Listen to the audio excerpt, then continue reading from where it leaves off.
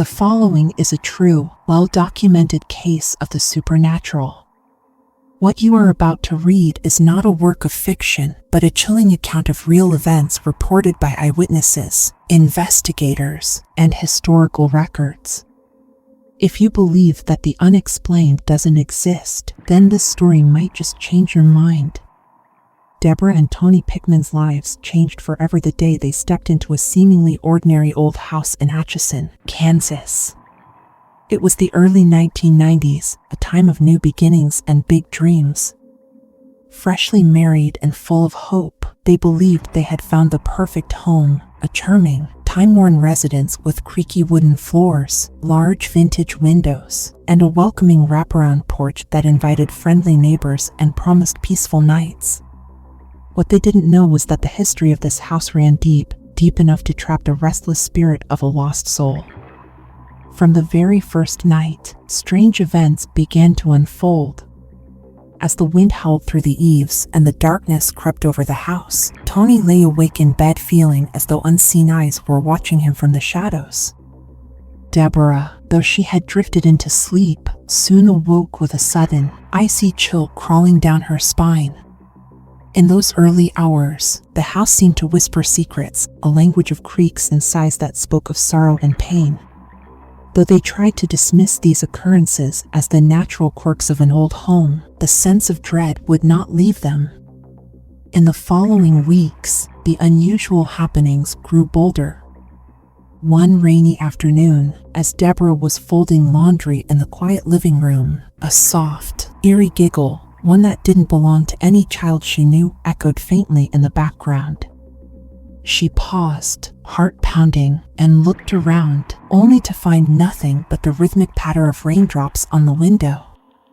Meanwhile, Tony began noticing small but disturbing changes. A book placed neatly on a table one moment would inexplicably be found lying on the floor the next. Initially, he blamed these oddities on his own forgetfulness or the natural settling of the old structure. But as the incidents grew more frequent, it became impossible to ignore the possibility that something supernatural was at work. One fateful night, while Tony was in the kitchen making himself a cup of coffee, the overhead lights began to flicker violently. In the brief moments of darkness, he felt an unmistakable presence behind him. Spinning around in a mix of fear and disbelief, Tony caught a glimpse of what he could only describe as a small, ghostly figure, a little girl with long, flowing hair standing in the doorway. Before he could cry out, the figure melted away into the shadows, leaving him trembling and questioning what his eyes had seen. That single encounter shattered any semblance of normalcy and left Tony haunted by the feeling that their new home was far from welcoming. A few days later, while Deborah was busy with her daily chores, she experienced something that would forever haunt her memories. As she folded freshly laundered clothes, she distinctly heard the sound of tiny footsteps behind her. At first, she dismissed it as her imagination. Then, a gentle, almost desperate whisper reached her ears, "Play with me." Deborah's blood ran cold as she slowly turned around, half expecting to see someone standing there. Instead, she saw only a faint, ghostly outline of a little girl wearing an old-fashioned dress, her face hidden in shadow and eyes filled with sorrow. In that instant, it felt as though the ghost of a lost child was reaching out, pleading for someone to notice her silent cry. The next day, eager for answers, the Pickmans spoke with some local neighbors. Whispers and half-remembered tales revealed that the house was steeped in dark history. According to local legend, a little girl named Sallie had once lived in that very home. Some said she had died under mysterious and tragic circumstances. Others believed her life had been cut short by an accident so sorrowful that her spirit could not rest. Hearing the name Sallie sent shivers down both Tony's and Deborah's spines, for the details were eerily consistent with the ghostly figure Deborah had seen. Could it be that Sallie's restless spirit still roamed the halls of their home? In the weeks that followed, the disturbances only escalated. Tony began to wake each morning with unexplained scratches on his arms, small, almost delicate marks that grew deeper with each passing night. At first, he thought they were nothing more than the result of bumping into old furniture, but when the scratches began to appear repeatedly and even left him with bleeding wounds, he realized there was something far more sinister at work. Simultaneously, Deborah found herself plagued by vivid, unsettling dreams. In her sleep, she saw a little girl sitting by a window, her eyes brimming with a mixture of sadness and longing, as if silently pleading for help. The dreams were so real that upon waking, Deborah could almost see Sallie's face, as if it were etched onto the very wallpaper of the room. One particular evening, as Tony and Deborah sat together in their dimly lit living room, the temperature plummeted suddenly. Tony's breath became visible in the air as a sense of foreboding filled the room. In the half-light, they both noticed a small, shifting figure near the staircase. Tony reached out instinctively, as if trying to comfort the spectral presence, but his hand met only empty air. In that moment, the house seemed to scream silently, the presence of a ghostly child palpable and sorrowful, yet laced with an undercurrent of anger. The couple's terror was complete. They could no longer see their home as the sanctuary they had once envisioned. As the rumors spread throughout the community, the legend of the haunted house grew. Neighbors began to report seeing strange lights flickering around the home at night and feeling an inexplicable chill as they passed by. Whispers of laughter and soft cries in the darkness turned the house into a local enigma, a place where sorrow, fear, and mystery intertwined. The Pickmans' once quiet home was now at the center of a growing legend that few could ignore. Determined to understand the truth behind these events, Tony and Deborah embarked on a quest to uncover the house's dark past. They spent long hours in the local library and town records office, poring over old newspapers and faded documents. With each piece of information, the puzzle began to take shape. The deeper they delved, the darker the history became. According to several accounts, Sallie was not merely a lost child but the daughter of a local doctor who once used the house as both a home and a place of practice. One stormy night long ago, a tragic accident occurred, a day so filled with grief that it left an indelible mark on the property. Some accounts suggested that Sallie had fallen from a staircase. Others hinted at a fire or another inexplicable calamity. The details were murky, yet one thing was undeniable. Her untimely death had imbued the house with a lingering sadness, and her spirit had not found rest. Tony's search even uncovered a faded photograph tucked away in an old scrapbook at the local library.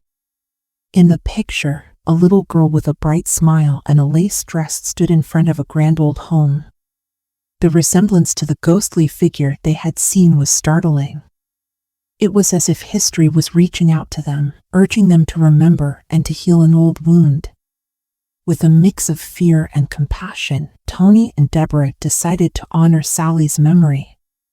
They set up a small memorial in one of the quiet rooms of the house, placing the photograph on a table, lighting a candle, and speaking softly, asking for Sallie's forgiveness and peace. They hoped that by acknowledging her pain and promising to remember her, the violent disturbances might finally subside. For several nights after they set up the memorial, there was a noticeable change in the atmosphere. The scratches on Tony's arms began to heal more quickly, and the cold, eerie laughter that had once echoed throughout the halls was heard less frequently. On one early morning, just as the first rays of sunlight crept through the window, Deborah thought she heard a soft, almost inaudible whisper, a gentle thank you that sent a hopeful shiver down her spine. While Tony remained cautious, he could not entirely dismiss the possibility that their act of remembrance had brought a small measure of peace to a troubled soul. Yet, despite these brief moments of calm, the house continued to remind them that its past was far from forgotten. On a particularly chilly autumn evening, as the wind howled outside and leaves danced across the front yard, Tony awoke to the sound of soft crying echoing down the hall. Roused by the sound, he ventured out of bed and followed the quiet weeping to a long-forgotten corner of the house, a small, dusty room that had not seen use in years. There, on the faded wood of the wall, he discovered fresh scratches carved into the surface. The markings were deep and deliberate, almost as if someone had tried to carve a message into the very fabric of the house. Though the words were unclear, they seemed to form a plea, perhaps help me or don't forget me. As Tony reached out to touch the carvings, he felt a cold, bony hand brush against his arm. Shocked and terrified, he dropped his flashlight and bolted back to the bedroom, his mind racing with fear and confusion. That night, neither Tony nor Deborah could sleep. Every creak of the floor, every rustle of wind outside, felt like a reminder that the past was still very much alive within the walls of their home. They lay awake, hearts pounding, their minds filled with images of the ghostly little girl and the tragic history that had bound her to the house. It was a constant, unsettling reminder that some stories refuse to fade away, no matter how hard we try to forget. Word of the eerie disturbances soon reached the ears of local paranormal investigators. A team was dispatched to the Pickmans' home, armed with cameras, audio recorders, and devices meant to measure changes in temperature and electromagnetic fields. For several nights, the investigators set up their equipment throughout the house, waiting and watching for evidence of the supernatural. At first, the old house appeared to be quiet, its strange noises and unexplained phenomena hidden in the dead of night. But on the third night, one investigator named Mark, while reviewing the audio recordings in the living room, heard something that froze him in his seat. A soft, childlike giggle, clear as day, was immediately followed by a quiet, sorrowful whisper that said, "Don't leave me alone." Mark replayed the audio over and over, each repetition confirming that the sound was real and not a trick of the wind. Later, when the team reviewed photographs taken during that night, they found faint images of a little girl in an old-fashioned dress standing near doorways, images that matched Tony and Deborah's descriptions perfectly. The physical evidence was undeniable. The unexplained scratches on Tony's arms, the strange voices captured on audio recorders, and the ghostly images in the photographs all pointed to one terrifying truth: the spirit of Sallie was real, and she was trapped in the house. What began as an unsettling series of odd events had grown into a full-blown haunting that could not be ignored. Over the following months, the disturbances grew more aggressive. Tony began to wake up with fresh, painful wounds that seemed to appear out of nowhere, while Deborah's dreams of the little girl became more vivid and distressing. In these dreams, Sallie's face would appear, an expression of deep sorrow and anger, as if she were trying to tell them something important about her past. The couple's daily lives turned into a struggle against an invisible force that seemed to seep into every corner of their home. Their once hopeful sanctuary was now a place of constant fear, where every sound and shadow held the promise of another encounter with the restless spirit. The community's response was mixed. Some neighbors offered prayers for the Pickmans, whispering that the house was cursed by old sorrow and grief. Others dismissed the tales as exaggerated superstition, yet even they could not ignore the strange events reported by those who lived nearby. Children dared each other to approach the house, and even adults kept their distance, wary of the mysterious energy that seemed to radiate from its walls. In a desperate bid for relief, Tony and Deborah sought help from a local priest and a spiritual medium. Father Michael, known for his calm and resolute faith, visited the house to perform a blessing. Methodically, he walked through each room, sprinkling holy water and reciting prayers in a measured, steady tone. For a few hours, the oppressive presence seemed to lift, offering the Pickmans a brief respite from their terror. Yet just as quickly as the calm had come, it returned with renewed fury. On one harrowing evening, after Father Michael had left, the couple sat together in the living room when the lights suddenly went out. In the pitch-black darkness, a small figure appeared at the foot of the stairs, a little girl with sad eyes and a tattered dress. Tony, gathering every ounce of courage, shouted, "Sallie, if you're here, please let us help you." Instead of a response, the house erupted in chaos. Doors slammed, objects flew through the air, and Tony felt a powerful force push him nearly to the ground. Deborah's scream of terror echoed in the dark room, sealing the understanding that this was not a benevolent spirit but a tortured soul desperate for help. Faced with relentless fear and the unyielding presence of the past, the Pickmans threw themselves into learning every scrap of history they could find about the house. Tony spent countless hours in the records office and local libraries, piecing together fragments of a story that had long been buried in the mists of time. What he discovered confirmed the worst of their suspicions. Sallie was not just a ghostly figure born of imagination. She was a real child who had lived and died in that house over 100 years ago. According to a faded newspaper article, Sallie was the daughter of a local doctor who had once practiced from the very house they now inhabited. On a stormy night, tragedy struck. A terrible accident that left the little girl's life abruptly ended and her spirit forever tethered to the sorrowful walls of the home. The discovery was heartbreaking and chilling all at once. Tony even found a worn, faded photograph in an old scrapbook, a snapshot of a smiling little girl in a delicate lace dress, standing proudly in front of a grand old home. The resemblance to the spectral child was unmistakable. With heavy hearts, Tony and Deborah decided that the only way to break the cycle of terror was to acknowledge Sallie's pain.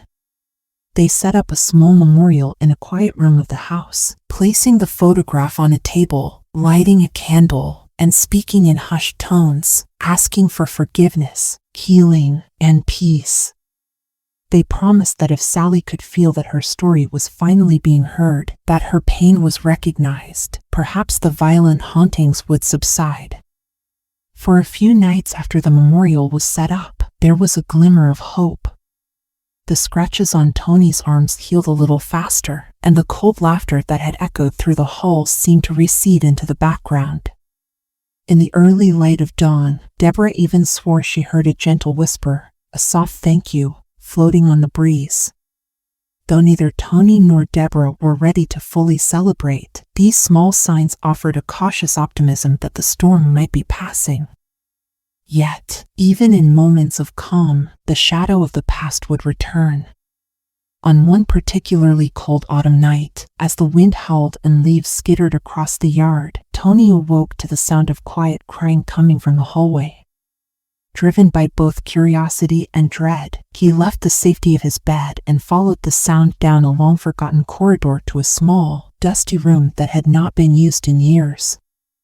There, etched into the wooden wall, he discovered fresh scratches, deep, deliberate marks that seemed to spell out a desperate plea. The words were hard to decipher, but they appeared to say something like "help me" or "don't forget me." When Tony reached out to trace the markings with his fingertips, he felt the cold touch of a bony hand brush against his skin. Terrified, he dropped his flashlight and ran back to the sanctuary of his bedroom, his heart pounding with the realization that the past was still reaching out for him. That night, as the couple lay awake in trembling silence, every creak of the old house, every gust of wind outside, felt like a reminder that they were not alone, that the spirit of Sallie was still present, still desperate to be acknowledged. It was a night of torment and unanswered questions, as the once happy home transformed into a living nightmare where every shadow concealed another secret, another piece of a tragic story that refused to fade away. In one final, desperate bid for peace, Tony and Deborah organized a gathering with Father Michael and a few trusted friends and neighbors who believed in the power of prayer. They reconvened in the very room where Tony had found the carved message, setting up a new memorial with the faded photograph of Sallie, fresh candles, and wildflowers symbolizing hope. As Father Michael led the group in a heartfelt, measured prayer for Sallie's soul, the room grew bitterly cold. Outside, the wind roared in protest, and in the midst of the chanting, a high-pitched, eerie laugh echoed from the dark corners of the room. For agonizing minutes, the oppressive force of sorrow and despair filled every heart present, as if the very essence of the house were crying out in anguish. Then, as if by miracle, the intensity began to subside. The flickering candles steadied, and a warm, soft glow slowly replaced the biting cold.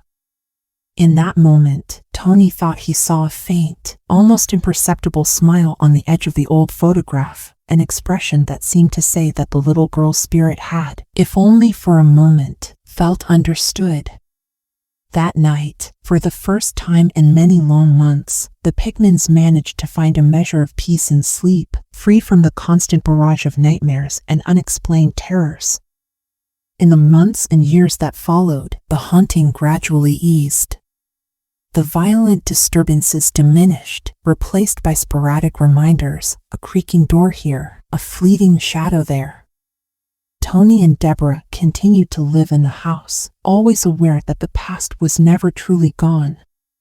They shared their story with close friends, community members, and even local school groups, not to spread fear, but to remind others that every place has a history, a legacy of love, loss, and the echoes of those who once lived there. Tony kept a detailed journal of every event, every strange mark, and every piece of evidence he could find. His research revealed that the land on which their home was built had long been associated with sorrow, a place where family feuds, tragic accidents, and even whispers of occult rituals had left their indelible marks. One elderly local, Mr. Jenkins, once told Tony in a trembling voice, "Sometimes, when a family suffers, their pain lingers like a heavy fog in the walls. It never truly leaves." His words resonated with Tony, deepening his understanding that the haunting was not simply a mischievous act of a playful ghost, but rather the echo of a deep, unhealed wound from long ago. Even though the intensity of the supernatural events had receded, the memory of that terror remained. Deborah and Tony often reflected on how much the experience had changed them. They had been forced to confront fear in its rawest form, to listen to the echoes of a tragic past, and to learn that sometimes the scariest things are not the monsters we imagine, but the lingering sorrow and unanswered pleas of those who have been forgotten. The house, with all its creaks and whispers, was no longer just a building. It had become a living testament to a history of pain, hope, and the enduring need for compassion. Over time, the story of the haunted house in Atchison became woven into the fabric of the community. Curious visitors and skeptical onlookers alike would drive by, sometimes daring to step onto the property in hopes of catching a glimpse of the mysterious little girl or feeling the eerie chill that once filled every room. Though many dismissed the story as mere folklore, those who had lived it knew the truth. This was a well-documented, authentic case of a haunting that defied simple explanations. Today, the account of the Pickmans and the haunted house in Atchison stands as a testament to the power of history and memory. It reminds us that every place carries its own story, and that even in the midst of fear and sorrow, there is the possibility of healing. The spirit of Sallie, once a terrifying presence, became a symbol of a lost life crying out for understanding, a reminder that every soul, no matter how long gone, has a story that deserves to be heard. As you reflect on this true, well-documented case, ask yourself, could it be that the places we call home are also the keepers of countless forgotten voices? Is it possible that the echoes of the past still whisper through the walls of old houses, waiting for someone brave enough to listen? The Pickmans' experience leaves us with these questions and more, challenging us to look beyond what we see and consider the possibility that the unexplainable is closer than we ever imagined. Sleep well, if you can, and remember, sometimes, the most terrifying things are not the creatures in our nightmares, but the unseen echoes of history that call out in the silence of the night.